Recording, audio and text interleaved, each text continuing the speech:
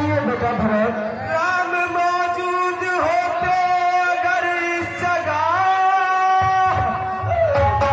मैं समझता पिताजी मरे ही नहीं। हो समझता पिताजी मरे ही नहीं। एक तेरा भरोसा था बाकी मुझे।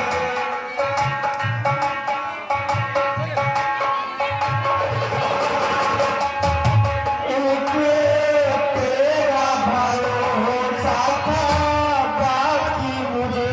हाय तुझको भी आती दया ही नहीं।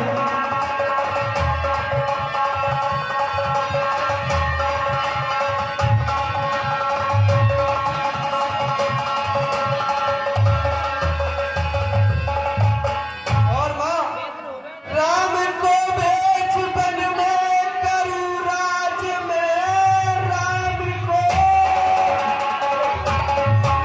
को बेच बन में करूँ राज में। ये मुद्दा तो दिल को था ही नहीं। माता तेरी कसम तेरे सर की कसम। माता तेरी कसम तेरे सर की कसम।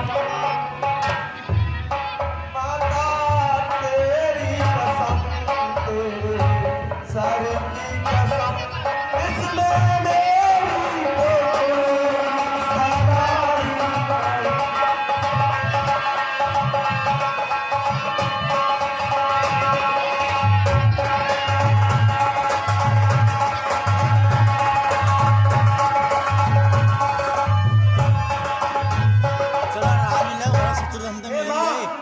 तुम जो ये दोष लगा रही हो मेरे ऊपर, मेरी तो इसमें कोई सलाह ही नहीं थी माँ। हे बेटा भरत, मेरा तो यही कहना है कि जो तुम्हारी माँ ने दिया वो तुम्हारे लिए दिया बेटा। मेरे को तो जो होना था वो हो गया। तुम्हारे पिता को खत्म होना था सो हो गए। जो होना था हो गया बेटा।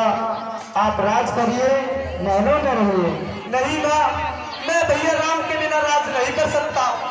अरे माता मेरे हृदय में, माता मेरे हृदय में मती लगाओ आग। पापिन से पैदा हुआ फूटे मेरे दांत। माया हो कभी स्वप्न में भी। हे माँ, तुम कह रही हो कि ये सब कुछ मैंने करवाया है। माया हो कभी स्वप्न में भी। माता यह कट्टाचार मुझे तो जितने दंड विश्व में है सब सहन मुझे स्वीकार मुझे। सपन का बाधक बनने में, हे माँ कहिए बेटा। का बाधक बनने में, गुरुजन की निंदा करने में होता है जितना घोर पाप। पर धन पर दारा हरने में जो ब्रह्म वंश का द्रोही हो।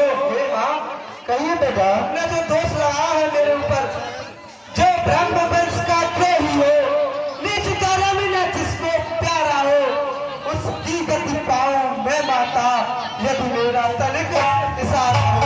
हे माँ कहिए बेटा। जो नाम चाहने के कारण, सुनो, जो नाम चाहने के कारण नेता जग का कहलाया हो, हरि भक्तहीन नास्तिक की हो।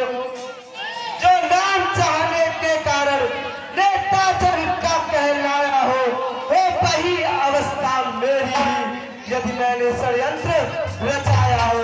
हे माँ कहिए जो बेटा। दशा धर्म कर्तव्य रहित, जो दशा धर्म कर्तव्य रहित हरि भक्तहीन नास्तिक की हो, वो वही अवस्था मेरी भी यदि मेरा इसमें मत हो। मैं नहीं चाहता बड़ा बनूं। माँ कहिए बेटा। तुम कह रही हो अब तुम भरत राज करो तो सुनो, मैं नहीं चाहता बड़ा बनूं।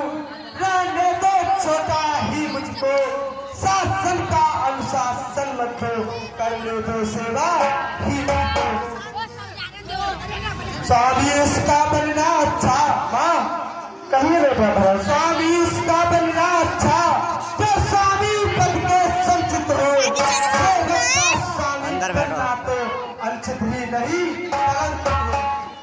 हे माँ, कहिए बेटा भरत। मैं भैया राम के बिना अवधपुरी का राज नहीं कर सकता। मैं भैया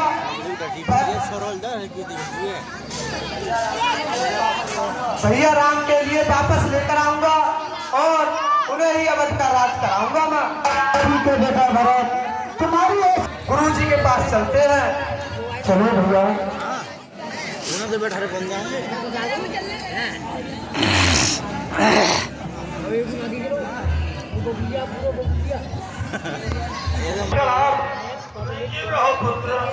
गुरुदेव प्रणाम।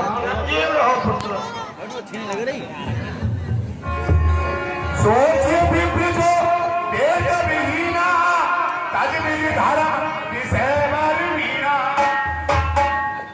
हे भरत बेटा, ये गुरुदेव देखो होनहार अत्यंत प्रबल होती है, होनहार अत्यंत प्रबल होती है, इसीलिए आप धैर्य धारण करो।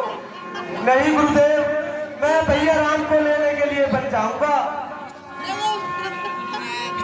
सोचिए नपत जो नीत न जाना तेन प्रजा प्रिय प्राण समाना।